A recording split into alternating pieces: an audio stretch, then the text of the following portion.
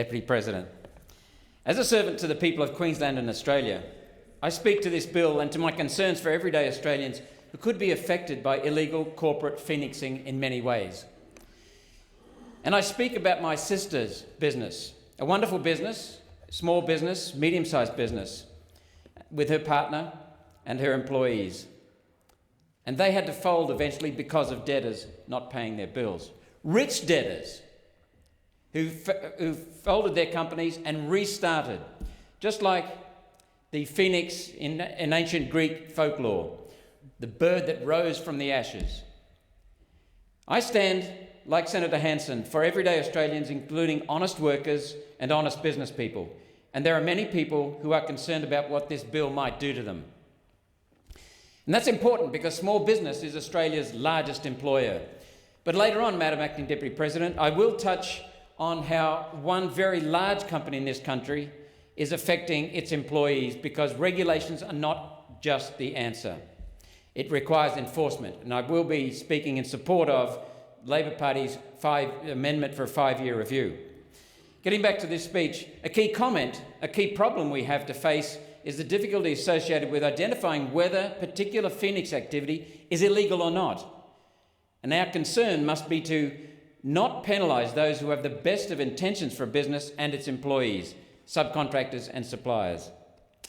I think you will find many company directors in rural and regional areas who operate small to medium-sized businesses are hard-working and will do whatever they can to keep their business going, pouring their heart and soul into the business in good times and in bad. What is more is that the victims of illegal phoenixing activities do not form an easily identifiable group. So there is a challenge for this government in coming up with this legislation. The victims of illegal phoenixing include unsecured trade creditors, small businesses, individual employees, members of the public, and large government entities such as the ATO, the Australian Taxation Office. And we have also seen this sort of tricky, shonky phoenixing in the building industry, as many previous speakers have said, where it is used to avoid payments to subcontractors and avoid taxes. It is important to remember, though, that phoenix activity can be entirely legal if a company has to restructure, especially if the value of the failed company's assets is preserved and if the employees keep their jobs and entitlements, and that is significant. I note that the ATO website has stated that fraudulent phoenix activity is one of its areas of focus, and that the ATO says that fraudulent phoenix activity occurs when a company goes into liquidation, leaving its debts behind, while the assets are shifted into a new entity that begins trading again, often under a similar name. This deliberate practice of liquidating related businesses and corporate trading entities is a fraudulent exercise to evade tax and other debts accumulated in the name of the failed company. But, Madam Acting Deputy President, this is not new, and we have seen its impact for a long time. In fact, there are professional advisors out there who specialise in teaching directors and businesses how to do it, and this corruption must stop, so we applaud the government for its initiative. The ATO Deputy Commissioner, Mark Conzer, in 2009 described phoenix behaviour as, quote, a deliberate attempt to avoid financial obligations. He further noted that the phoenix activity is a type of tax evasion that, quote, has the potential to severely erode the revenue base and undermine business and community confidence. So it's significant in our economy. Schedules 3 and 4 of the bill were quite concerning to One Nation and for many Australians. Accordingly, we have to ensure we have checks and balances to protect the well-intentioned person.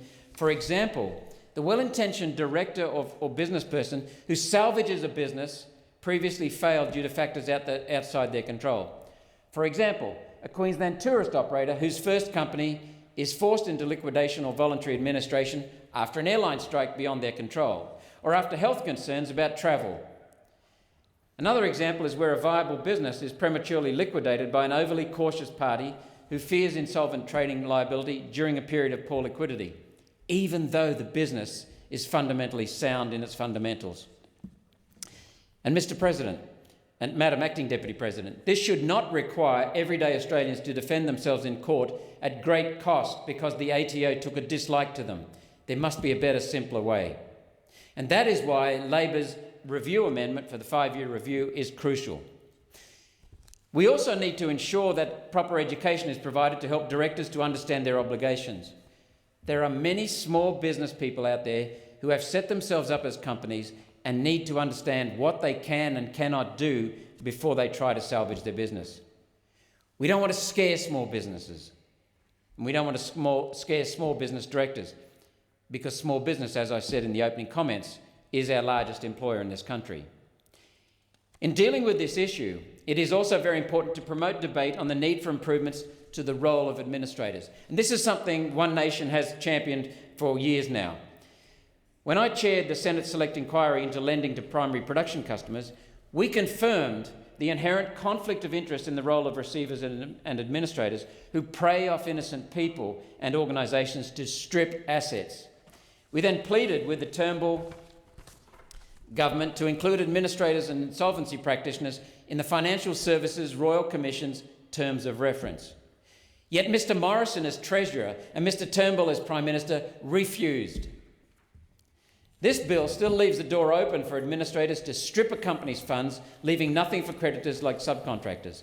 Putting an organisation into administration must take account of the impact on and the protection of the interests of all stakeholders and minimise the costs that administrators can charge. This is really important, and the government needs to step up here. It makes it hard to support this bill while successive Liberal Labor governments continue to enable administrators to strip assets and to line their pockets. Another reason for the review, and we support Senator McAllister's amendment. The government must provide real and effective legislation and regulations to end the administrator's inherent conflict of interest and to set real boundaries to ensure protection for honest directors' rights and creditors' benefits.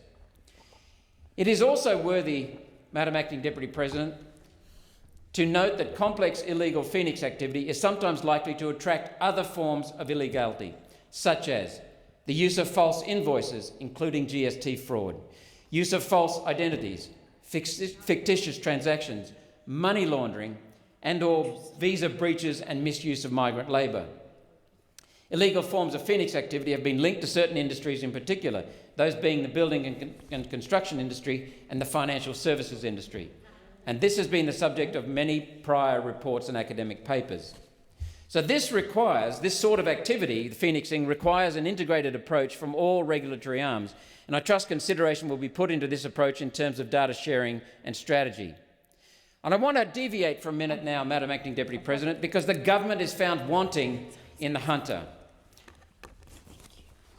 While I'm pleased to see the government crack down on Phoenixing, I will continue to watch a situation in the Hunter that unfolds every day, under the noses of Liberal, state and federal governments and ministers, and under the noses of Labor MPs who have been informed and who know about what's going on. It involves specifically the labour hire firm Chandler McLeod and BHP, the giant globalist. So I have a question. Will Chandler McLeod's multinational owner, Recruit from Japan, be considering Phoenixing Chandler McLeod to avoid the liability they have created through unfair employment practices? And if they do Phoenix, this could affect government services. For example, the ATO employs Chandler McLeod Casuals itself. In this chamber, in Senate estimates and publicly, I have repeatedly raised BHP's exploitation and abuse of hundreds of supposedly casual workers in the Hunter Valley who are actually working full-time coal mine production rosters at its Mount Arthur mine. It did so using the foreign-owned Chandler McLeod labour hire firm that did a deal with Peter Jordan and Hunter Valley CFMMEU bosses. This setup, Madam Acting Deputy President, sees management threatening workers to prevent the reporting of serious injuries and itself breaking the law. Workers enduring needlessly hazardous conditions without proper workers' compensation or accident pay. Workers underpaid as much as around 40%. Workers stripped of basic leave entitlements. Workers stripped of long service leave and possibly superannuation. These are breaches of federal and state laws that continue after 5 years of being first identified. Yet local and state and federal MPs, Labor MPs, have abandoned the workers who pleaded with them. Indeed, Labor's Joel Gibbons is publicly selling the deceptive message that the issue is about casualisation, when that is the tip of the iceberg. His public statements deflect from and hide the real problem, the huge scam that is mates in the Hunter Valley area of CFMMEU such as Peter Jordan have endorsed and oversee and that exploit workers. The Federal Fair Work Commission has contradicted federal legislation. New South Wales Liberal government ministers have ignored miners' documented evidence and failed to fulfil their responsibilities. I must thank Senator Marise Payne for her listening to the concerns regarding the abused casual mine workers in the Hunter Valley when I raised it in Senate estimates. And I appreciate the Federal Attorney General's Department checking and endorsing the miners' documents and showing that they're correct. And I also want to compliment Senator Jim Molan, who I approached on this last night and who's promising to pursue it. Why is the government, though, not pressuring the New South Wales government to fulfil its responsibilities? Apart from One Nation and Senator Marise Payne and Senator Jim Molan, no one is working to meet these three aims: paying miners for their legal and moral entitlements, as well as compensation for the trauma and suffering that they are continuing to endure.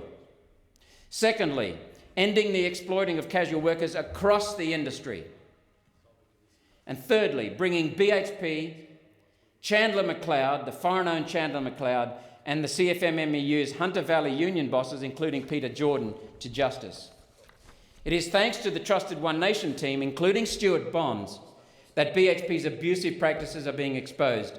And last night, Mark Latham in the New South Wales Legislative Council committed to chasing this and holding the New South Wales government accountable. Chandler McLeod today, what will be their name tomorrow? How will this phoenixing legislation work with multinationals? When large companies, and they don't get much larger than BHP, can ignore and break laws with impunity, we need the 5-year review that Senator McAllister is moving, the amendment that she's moving. We will continue to hold BHP, Chandler McLeod, and the Hunter Division of the CFMMEU accountable until all three of our aims are achieved.